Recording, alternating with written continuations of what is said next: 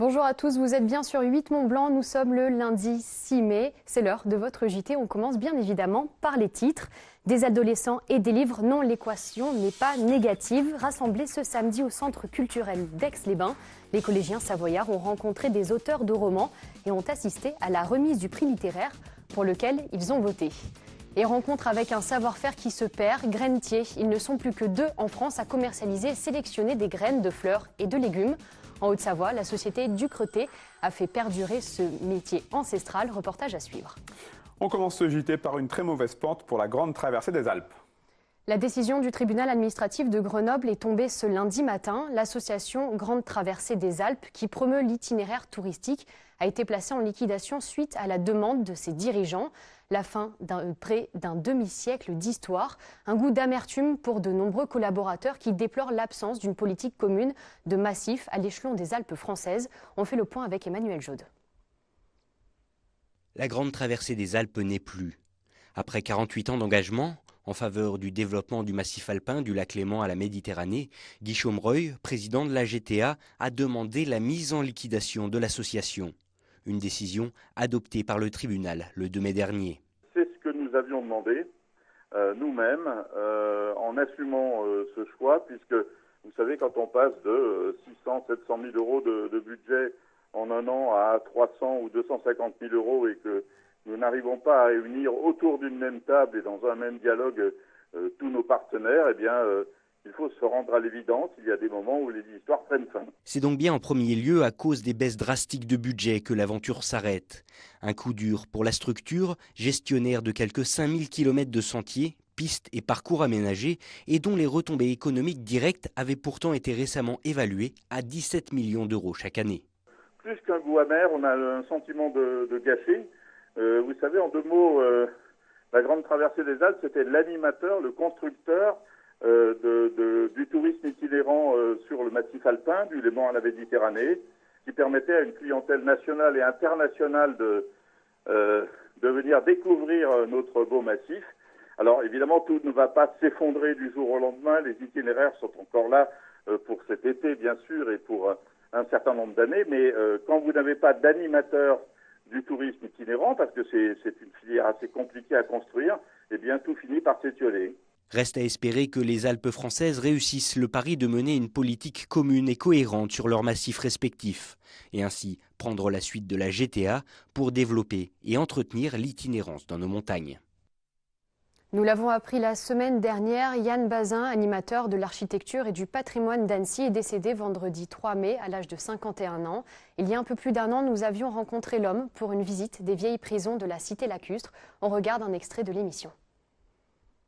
Pour l'instant, le Palais de Lille continue d'être un lieu d'exposition donc, et de visite des touristes et aussi des Annéciens. Demain, ce sera nos successeurs qui prépareront ce demain. Mais ce dont on peut être sûr, c'est qu'aujourd'hui, grâce à sa restauration, le Palais de Lille est en bon état de marche. Il est encore bel et bien accroché à son rocher sur lequel il est construit. Il ne va pas lâcher les amarres. Donc, il va essayer de continuer son rôle, donc de faire découvrir nos visiteurs touristiques et aussi à nos Annéciens. Donc notre territoire.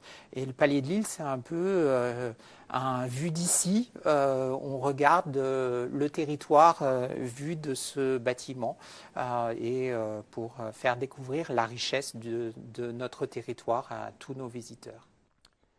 Près de 600 adolescents réunis autour de la lecture, non, ce n'est pas une blague. C'était la 11e édition du forum Alter Ado, samedi 4 mai à Aix-les-Bains. Les collégiens de Savoie et de Haute-Savoie sont venus nombreux pour rencontrer des auteurs, participer à différents ateliers et découvrir le grand gagnant du prix littéraire de cette année. Reportage réalisé avec Juliette Vincent-Seigné. C'est une très grosse journée. Il y a eu un jeu ce matin qui était très prenant. Alors, le collège. Voilà, ensuite suivi de cette séance de dédicace. Et il faut tenir le rythme. Près de 600 collégiens savoyards sont au rendez-vous pour cette 11e édition du forum Alter Ado. Tous attendaient cette journée depuis de longs mois. 8 romans sont en compétition cette année et les collégiens ont beaucoup de questions à poser à leurs auteurs. C'est bien de rencontrer l'auteur, il nous dit un peu comment il a écrit, comment il a trouvé les idées, etc. De pouvoir lui poser des questions, par exemple on leur a demandé s'il commence par le début ou par la fin, enfin plein de choses comme ça. S'il y allait avoir un tome 2, par exemple. Voilà, donc c'est sympa de pouvoir les rencontrer et de discuter avec eux, même si des fois c'est court. Voilà. Et puis il nous laisse un petit mot, ça nous fait toujours plaisir quand on le revoit, quand on relit le livre. Organisé par Savoie Biblio, le forum est aussi l'occasion pour les professionnels du livre de sortir de leur librairie. Ça nous permet aussi, en plus de dialoguer avec nos jeunes lecteurs, de présenter aussi nos coups de cœur, d'échanger sur notre métier de libraire et puis eux nous faire part aussi de ce qu'ils aiment. Un moment d'échange aussi entre les élèves, c'est l'ambition de cette journée. Nous, on a axé ce prix sur le principe du plaisir de lire. Donc la lecture plaisir, c'est aussi, même si c'est un acte individuel, la lecture, c'est partager avec d'autres. Et puis voilà, ça les conforte dans l'idée que lire, c'est une activité drôle, festive et ludique et qu'on peut partager avec d'autres. Et quand l'heure de la cloche sonne, c'est le moment pour les élèves de découvrir le grand gagnant du prix littéraire. Le prix Interado est décerné à Marie Polo et Nancy Gilbert pour leur roman 2 secondes en moins. Les deux auteurs ont déjà remporté plusieurs prix avec ce roman, mais celui-ci a une saveur particulière. C'est super important parce que justement c'est les lecteurs qui le désignent, c'est encore différent d'un jury de professionnels. Donc là on sait que c'est les ados qui vont voter avec leur cœur et donc c'est particulièrement touchant de savoir que l'histoire qu'on a écrite, au moment où on l'écrit on ne sait pas très bien ce qu'elle va devenir, on ne sait pas toujours si elle va être publiée puis comment elle va être reçue. Et donc c'est une belle reconnaissance. Une journée bien remplie pour ces ados, le temps pour eux de tourner la page en musique en attendant l'année prochaine.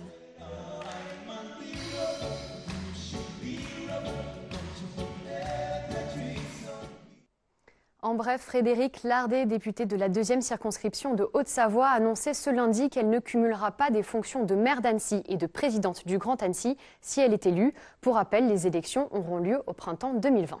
Focus sur un métier qui se raréfie. Ils ne sont plus que 2 en France à commercialiser pour des jardiniers maraîchers des graines de fleurs et de légumes. À Gaillard, la société Ducretet propose un très grand nombre de références issues des cultures naturelles et biologiques. Depuis près d'un siècle de savoir-faire se perpétue dans la sélection et la commercialisation des graines. Reportage semé par Jean-Paul Crespi. Discrète, peu enclin à afficher sa particularité, le grainetier Ducretet cultive sa passion des semences et des jeunes plants. Depuis 90 ans, l'entreprise fournit les horticulteurs et les maraîchers en graines. À son catalogue, 4400 références, dont 3000 références en fleurs et 1400 en légumes. Au sein de l'entreprise, tous les collaborateurs cultivent avec raison les productions potagères et florales. Et la vente de jeunes plants représente la moitié du chiffre d'affaires de l'entreprise. C'est un univers très ancien, c'est un métier ancestral. Et donc on a l'impression d'un côté d'être déphasé par rapport à la société, et puis d'un autre côté on est au cœur de la vie de la société, avec tout l'aspect nourriture, tout l'aspect environnement au niveau du fleurissement.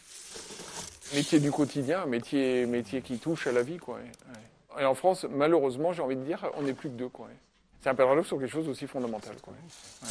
Donc il y a quelques grosses sociétés qui sont emparées de marchés importants comme les marchés de grande culture, hein, le blé, le maïs, des choses comme ça. Mais sur des métiers où on va toucher des choses du légume, de la fleur qui nous touchent dans notre environnement quotidien, et ben malheureusement aussi il y a eu disparition de sociétés, quoi. Donc on est quand même un petit peu fiers, si je puis dire, d'être encore là et de pouvoir continuer à porter le flambeau. Au début du siècle, les frères Ducretet, passionnés par les plantes, sillonnent les Alpes françaises et italiennes pour récolter les nombreuses variétés de semences florales et potagères des Alpes et des vallées.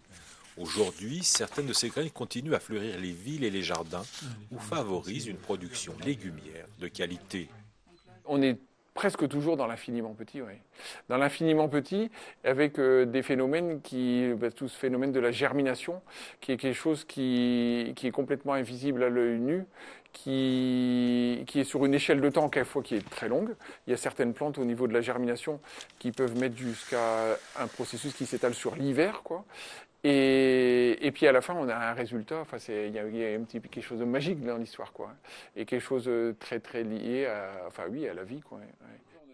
De l'infiniment petit, des graines qui doivent être enrobées d'argile pour faciliter la plantation, comme les graines de bégonia, 80 000 graines dans 1 gramme, au plus visuel comme les graines de cycas. Le grainetier Ducretet reste fidèle à sa tradition. Commercialiser des semences de qualité, pour certaines labellisées bio, pour le plaisir de tous les jardiniers. C'est la fin de ce journal, merci de l'avoir suivi. Seb, je te laisse conclure. C'est lui d'ailleurs que vous retrouverez demain pour une nouvelle édition. Passez une très très bonne soirée.